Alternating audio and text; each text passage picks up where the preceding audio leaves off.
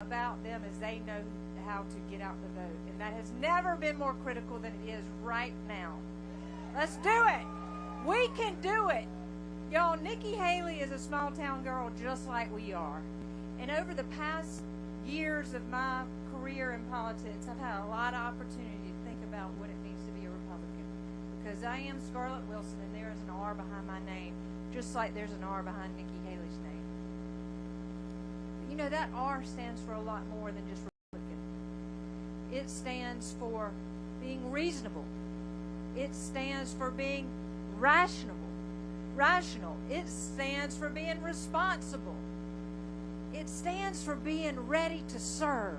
And that is critical right now, because we need a conservative president who can not just serve 4 years, but that can serve 8 years, and that can bring people into our party. We can't be permanently barring anybody from our party, because y'all know how it goes.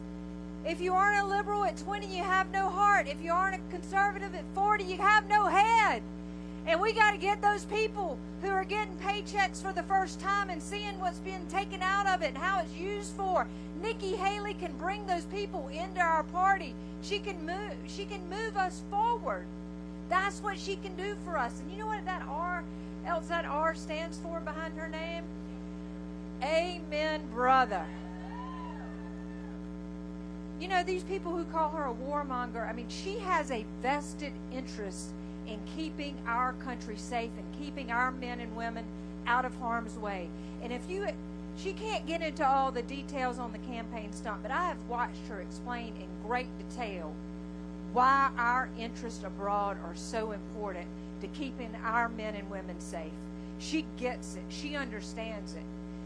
But that R, besides respecting the military and even respecting opponents, that R stands for results.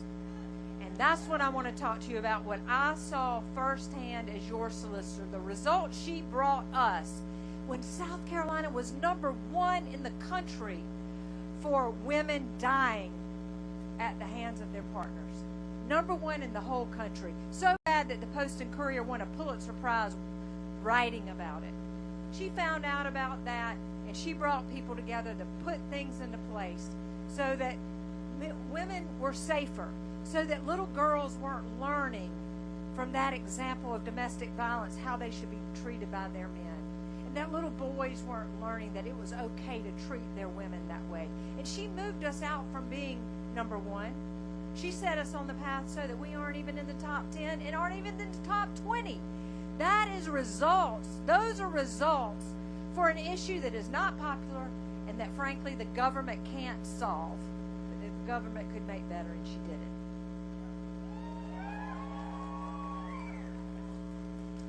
She brought us results when, after all of us watched in horror the video footage of a cop shooting a man in the back 8 times, she saw the problem there. This nation was a tinderbox when that happened. We were on the verge of race wars at every turn. She knew what was going on. She knew how to lead through that. When I was in the courtroom waiting on a verdict in that trial, I was literally on the phone with Nikki Haley, her asking good questions about what the issues were, what they had been, what the expectations were, what kind of resources we needed, so that we were safe, so that all of you were safe, so that we didn't have some kind of crazy race thing going on. She recognized that problem, and then you know what else she did? She went to work on it. And she signed one of the first bills in our country providing body-worn cameras for officers. She didn't wait around like some of our senators wanted to study the issue.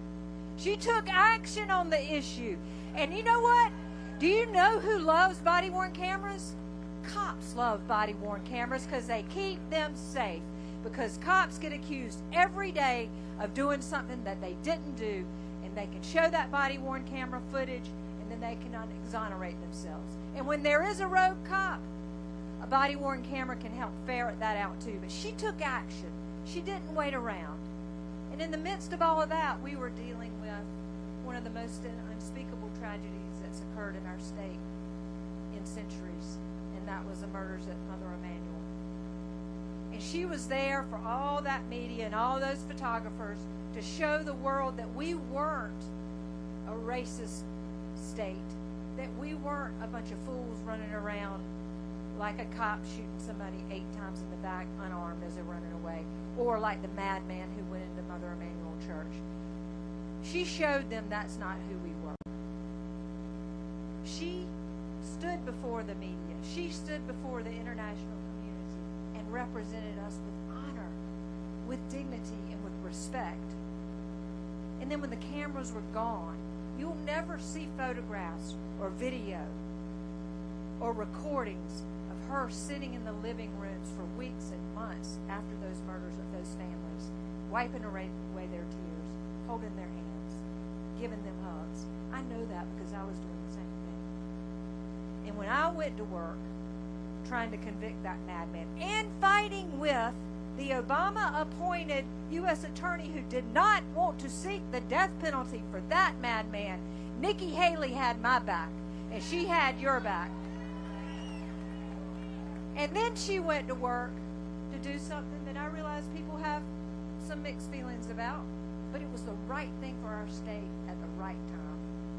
And what's so important is she was able to take people who are emotionally wrought on two sides of an issue, work behind the scenes to get the right result and bring the flag down. And I understand the issues there, but it was the right thing for our state. You got to remember, my name, people, is Scarlett. I understand those issues, but the flag needed to come down. It needed to come down. It was the right moral thing for us then.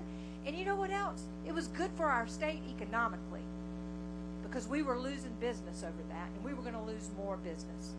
And she worked behind the scenes to do that.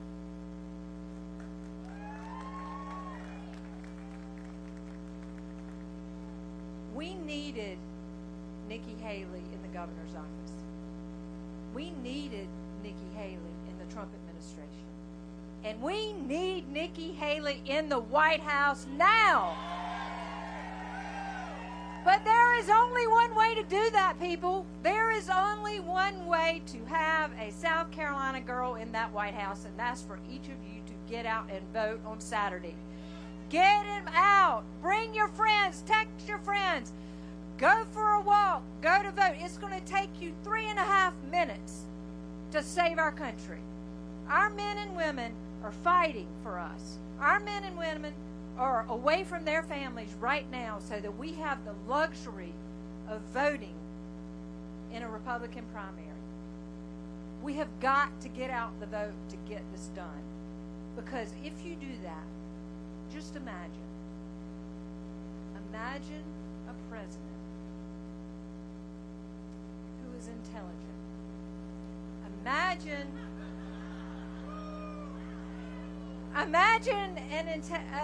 president. Just imagine a president who's unflappable and controlled. Imagine a president who can engage in civilized debate and will engage in civilized debate. Imagine a president who's competent to stand trial or competent to just be president. Imagine a president who won't destroy the world. Y'all are awesome.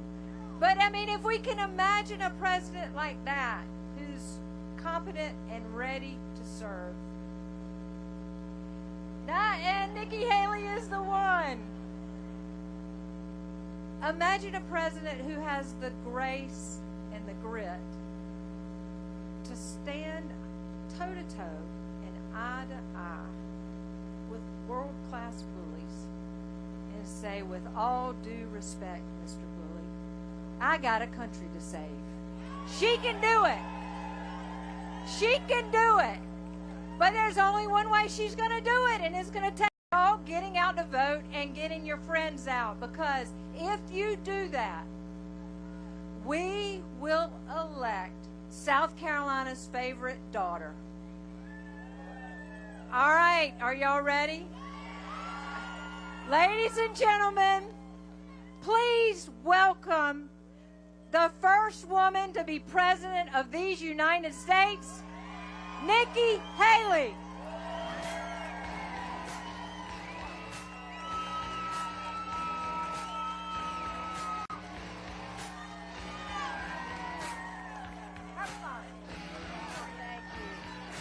Thank you so much. It's great to be here in Moncks Corner. It's a great day in South Carolina. You know, and I'll tell you, we are blessed because when we have issues that we don't want to have to deal with, whether it is the shooting of Walter Scott or Mother Emanuel Church or anything else that comes up, we grow strong women in South Carolina. And you are blessed that you have a strong woman fighting for you. Thank you, Scarlett. We love you. Thank you so much. So I look at this crowd and I get so excited because it reminds me of what we've been through together. Think back to when I first came in as governor. It was tough. It was tough. We had 11% unemployment. We had thousands of people on welfare. And South Carolina was the butt of the jokes. And what did we do? We rallied. We rallied. We got together and we said it's time to get to work.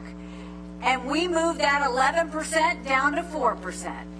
We announced jobs in every county in the state. By the time I left, we were building planes with Boeing. We were building more BMWs than any place in the world. We brought in Mercedes-Benz. We brought in Volvo. 5 international tire companies. They were referring to us as the beast of the Southeast. We did pass the first body camera bill in the country. We passed tort reform. We passed pension reform. We cut taxes. We built up our coffers. We made sure that we paid down our debt, and we acknowledged some truths. We said if you have to show picture ID to buy Sudafed, you have to show picture ID to get on a plane, you should have to show picture ID to protect the integrity of the election process. We passed voter ID in South Carolina. We passed the toughest illegal immigration law in the country. President Obama sued us over it, and we won. We held the elected officials to account in this state. We made them start showing their votes on the record instead of hiding them behind closed doors. We made sure that they had to start disclosing their income so that you could see exactly who was paying them.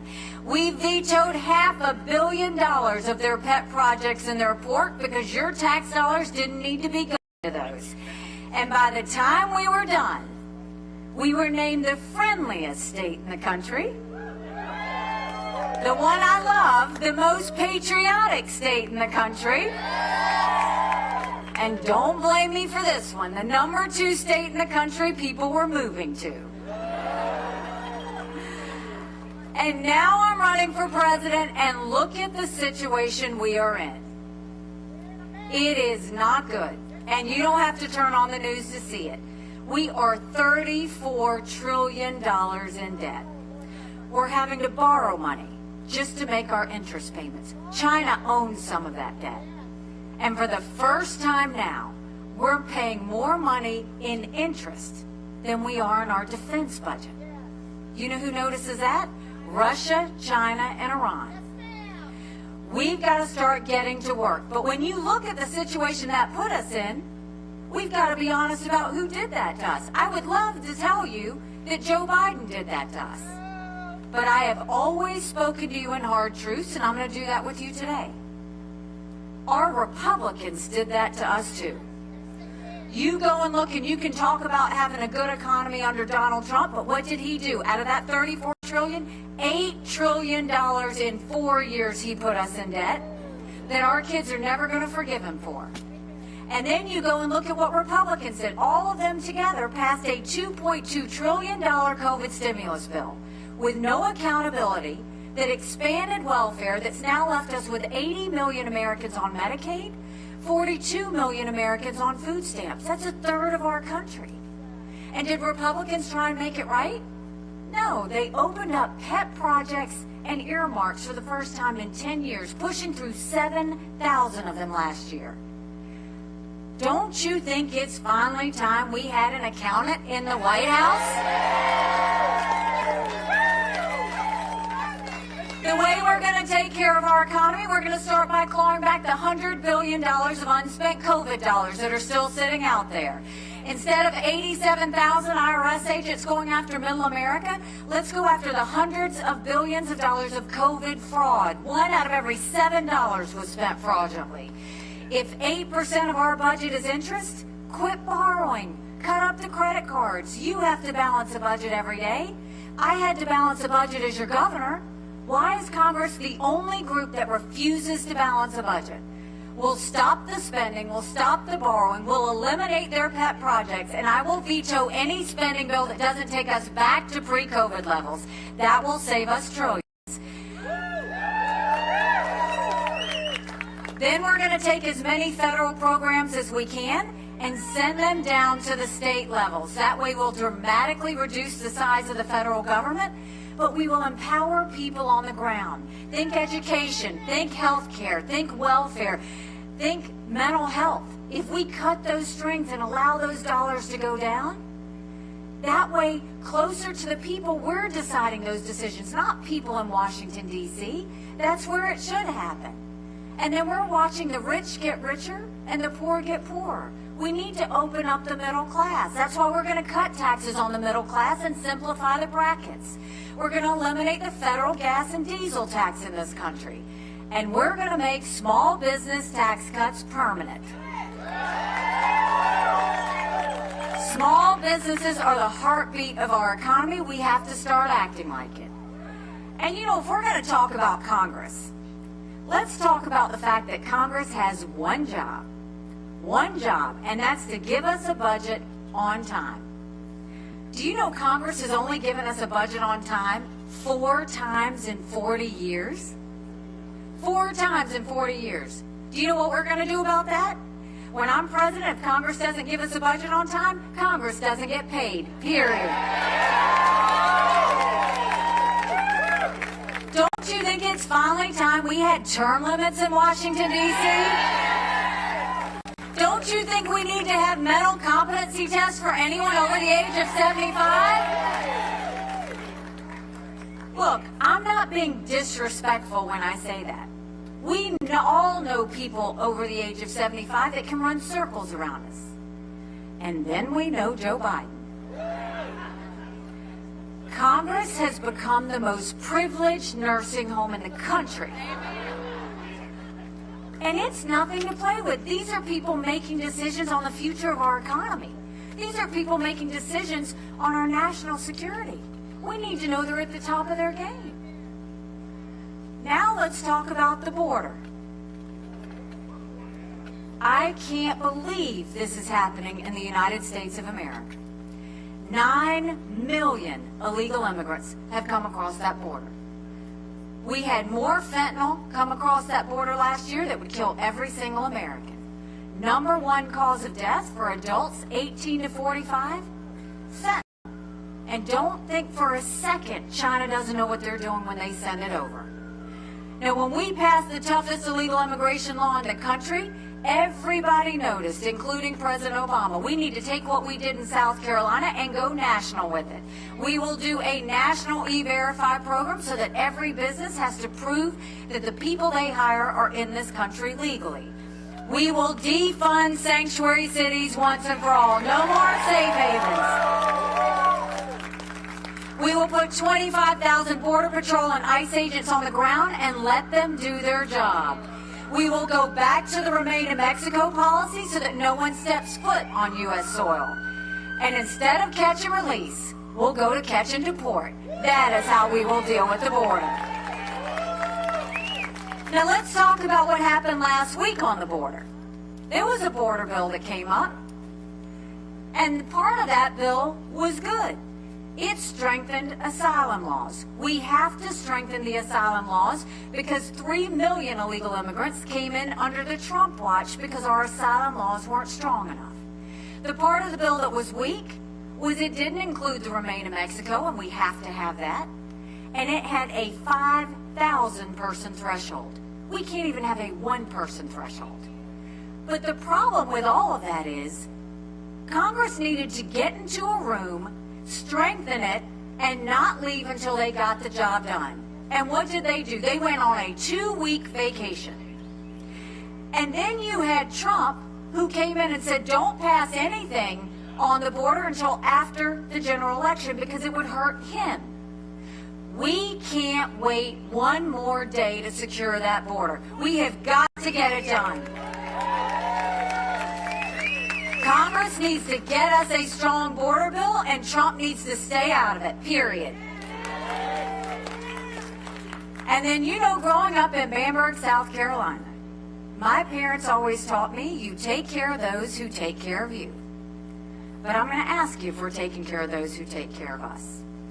Right now in America, over 35,000 of our veterans are homeless. 1 in 3 suffers from PTSD or thoughts of suicide. We lose 22 heroes a day to suicide. If a vet needs a doctor's appointment at the VA, on average, it takes 29 days. Why 29 days? Because on the 30th day, they can go to the doctor or hospital of their choice. So midway through the 29 days, they get a call to reschedule, and the clock starts all over again. It is shameful how we treat our veterans. Now, I'm the proud wife of a combat veteran who served in Afghanistan.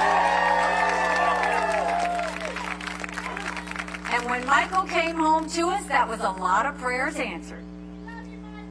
Oh, I love him too. But when we got home, life got hard. Michael couldn't hear loud noises. He couldn't be in crowds. Life had passed him by for the year that he was gone, and the transition was tough. We can't just love our men and women when they're gone. We gotta love them when they come back home too. That's why we need to do more than just a 2-week transition. We need to take care of them for the long haul. Let's do telehealth so they get the mental health care they need right when they need it. Let's let them go to the doctor or hospital of their choice. They've earned that right. And I think the best way we take care of VA health care, I think every member of Congress should have to get their health care from the VA, and you watch how fast that gets fixed. It'll be the best health care we've ever seen, guaranteed. And speaking of military, let's talk about our national security. The world is on fire, literally. We've got a war in Europe. We've got a war in the Middle East. We've got North Korea testing intercontinental ballistic missiles capable of hitting the U.S. You've got China doing cyber attacks on our infrastructure. And you've got Russia now doing blinding satellites so that we can't see if a missile's coming or we can't see if they try and take out our infrastructure. It's a lot. We have got to have a leader that has moral clarity. We need to have a leader that knows the difference between right and wrong. And you look at the situation that we're dealing with and how sensitive it is. And I want you to think about what Donald Trump said in Conway, South Carolina. Because when he went off his teleprompter, what he said was unbelievable. He said that not only would he not defend our allies, but that he would actually encourage Putin to invade our allies. Now think about what that means. You encourage Putin to invade our allies. That means Trump is siding with a thug, where 500,000 people have died or been wounded because Putin invaded Ukraine. Trump is siding with a dictator who kills his political opponents. Trump is siding with a tyrant who arrests American journalists and holds them hostage. Trump is siding with someone who has made no bones about wanting to destroy America. And Trump's going to side with Putin over the allies that stood with us at 9/11? What are you saying? Because in that 1 second, he made all of our allies vulnerable. In that 1 second, he emboldened Putin. In that 1 second, he put every military member who's serving in those countries in danger. That is not moral clarity. And then he went a step further and decided to mock my husband's military service. Now let me say this. Michael and I can handle it. When you're in politics, it's open season. But you mock one member of the military, you're mocking every member of the military. But the problem is, he doesn't understand that sacrifice. This is a pattern. We saw that he said members of the military who lose their lives are suckers or losers. He says at the Arlington National Cemetery, what was in it for them? He doesn't understand that for our men and women who serve, it's not about them. It's about something bigger than themselves. It's about the fact they know freedom isn't free. They don't do this for kicks and giggles. They do this because they believe in our country and they know we have to defend it. And Donald Trump's never been near a uniform. We all know veterans. We all know people who've lost their lives in service. It's personal for us. He's never been near a uniform. He's never had to sleep on the ground. The closest he's ever come to harm's way is if a golf ball happens to hit him on the golf course. But then you have to look at, if we're going to talk about national security, what do you want in a president? You want a...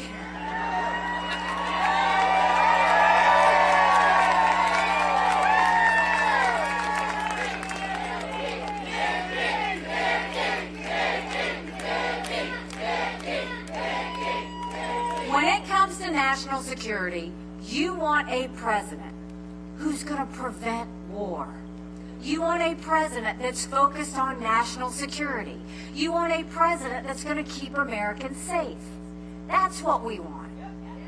So we know what to do with the domestic issues. We know what to do with national security. Now we got to decide what we're going to do on Election Day. And I want you to look at this year. I announced that I was running for president a year ago. There were 14 people in that race. I defeated a dozen of the fellas. I just got one more I got to catch up to. And you look at that and they said, oh, she's not going to make it to Iowa. And we made it to Iowa. Then we went to New Hampshire, and on the day of the election, New Hampshire, they said she's down 30 points, and we got 43% of the vote. And what happened the night of New Hampshire was quite something. Donald Trump became completely unhinged. He had a temper tantrum on stage. He went off about revenge and my dress. The next day, he goes and says anybody that supports her is barred permanently from MAGA.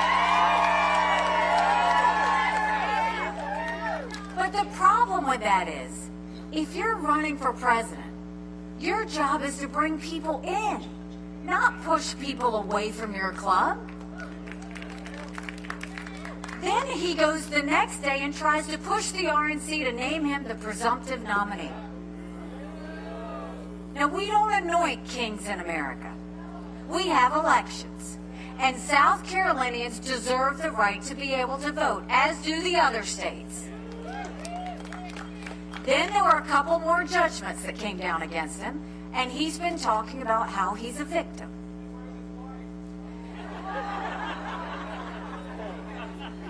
Now, the one thing that bothered me the most about whether it was the night of New Hampshire or whether it was him complaining about being a victim, at no point did he ever talk about the American people. At no point did he talk about us being $34 trillion in debt. At no point did he talk about the fact that only 31% of 8th graders in our country are proficient in reading. At no point did he talk about the completely open border. At no point did he talk about the lawlessness in our cities. And at no point did he talk about the wars around the world. All he did was talk about himself. And the problem is, this isn't about him. It's about the American people.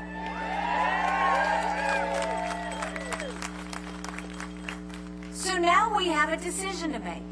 Do we want more of the same, or do we want to go in a new direction? More of the same is not just Joe Biden. More of the same is also Donald Trump. But don't listen to me. Listen to Americans around the country. 70% of Americans have said they don't want Donald Trump or Joe Biden. They are the two most disliked politicians in America. And the fact, thank you, do we really want to go and be a country in disarray and a world on fire and have two candidates in their 80s? When we need someone who can serve 8 years, day and night, get our country back on track, no vendettas, no drama, just real results for the American people.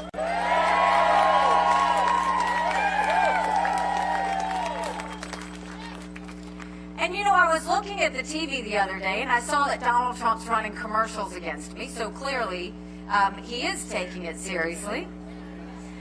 But the problem is, everything he said in the commercials was literally a lie. He said that I was for open borders. He said that I wanted to raise taxes. And then he sent out text messages saying that I want to cut Social Security. Every bit of that is a lie. But then I was thinking, you know, if he's going to lie about me, then I'm going to tell the truth about him. Because you deserve to know that we should be asking him, why is it that when he was president, he proposed a 25-cent per gallon gas tax increase? You should be able to ask him, why is it that he wants to put a 10% tax increase on every single American? He wants to put a tariff on all the goods coming in, from baby strollers to appliances. That will be over $2,800 more per year for all of us. Why doesn't he say that he's not going to do anything with Social Security, knowing that when he leaves, every one of us would get a 24% cut in our benefits? That is not what we need to have happen. These are things that we should be asking him. And I would ask him for you, but he won't debate me. But more than that, why do we all care? Why does this matter now more than ever? You know, 7 months ago, I dropped Michael off at 4 a.m. for another year-long deployment. And I watched him and 230 soldiers pick up their 2 duffel bags of belongings to go to a country they'd never been, all in the name of protecting America. They're willing to sacrifice their lives and their families because they still believe in this amazing experiment that is America. So if they're willing to sacrifice for us there, shouldn't we be willing to fight for America here? Because we have a country to save. But in order to save her, it's going to take a lot of courage. Courage from everybody here. Courage for me to run. And courage for every one of you to know, don't complain about what happens in a general election if you don't vote in this primary. It matters. And then I know you are all here because you want to see a change in America. But what I want to remind you is, we can want all the things to get fixed that we want. But if we can't win a general election, we get nothing. And Donald Trump cannot win a general election. Look at every single poll. He's down by 5. He's down by 7. There was a Marquette poll that came out this week. He was margin of error, dead even with Joe Biden. In that same poll and all the other ones, in that Marquette poll, I defeat Joe Biden by 18 points.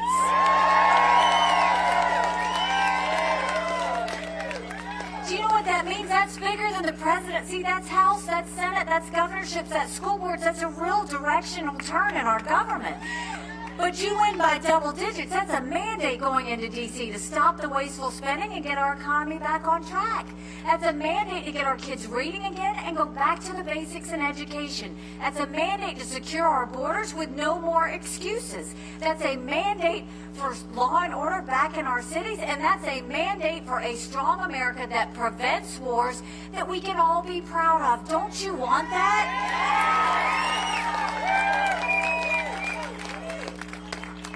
And so you look at that, and if you really want to know why this matters, it doesn't matter to me, and it doesn't even matter to you as much as it matters to our kids and your grandkids. That's who I worry about. Think about what they've been through. They've been through COVID. They see this debt, and they don't know how they're going to have to be responsible for it. They don't know how they're ever going to buy a home. They don't know if they're going to be able to get a job. They don't know how they're going to make ends meet. They're fearful of a war. And the country that they live in right now has hate and anger and division. They deserve better than what they're getting right now. And I look at this, and Joe Biden calls anybody that doesn't support him, he calls them fascists. And Donald Trump calls anybody that doesn't support him vermin. What are we doing? That's not how we're supposed to be. That's not the way we're going to go forward. But even look, we need to be normal. Again, our kids want to know what normal feels like. It's not normal under Joe Biden that you've got millions of illegal immigrants coming across the border and no one's stopping them. It's not normal for us to spend more time in schools on gender pronoun than reading and math. It is not normal to have these wars around the world. And under Donald Trump, it's not normal to mock members of the military. It's not normal to pay campaign contributions towards your own personal court cases. It's not normal for you to side with a dictator over our allies. None of this is normal, and our kids deserve normal. You know, we talked about all of the successes that we had together. But I want to remind you about the challenges. Because when I was governor, we went through a lot. We had multiple hurricanes. We had a 1,000-year flood. We had a school shooting. We had the shooting of Walter Scott. And we had the shooting of 9 amazing souls in Mother Emanuel Church. Any one of those situations could have brought us to our knees. You look after the shooting at Mother Emanuel Church. It was on the heels of Ferguson. Same with Walter Scott. On the heels of Ferguson, if we turned on the nightly news, there were cities on fire all over our country. Why didn't we burn? We didn't have riots. We had vigils. We didn't have protests. We had prayer. The tone at the top matters.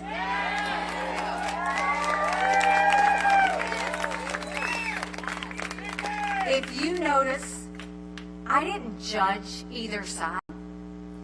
I didn't pick who was right and who was wrong. That's not what a leader's supposed to do. You don't judge your people. Instead, you bring out the best in people so that they can see a good way forward. And that's what we did as South Carolinians. We showed the entire country and the world what grace and strength look like over and over and over again. And through that unity, that's where we found our strength. Now we need that same thing in our country. And we have the chance to do that. Tomorrow is election day. Anybody can vote in this election as long as they didn't vote in the Democratic primary on February 3rd. I need you to get out and vote. I need you to take 5 people with you. I need you to make sure you call your friends, email everybody you know, text, take anybody who can't get there to the polls, because it matters. We all know, and you'd be shocked how many of your friends and family are just general election voters. I want you to send them a message for me. In a general election, you're given a choice. In a primary election, you make your choice. This is the time for us to make our choice.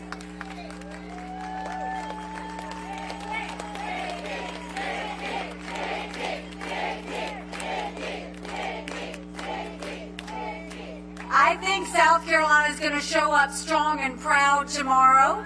I want you to get everybody to the polls, and this is what I will promise you.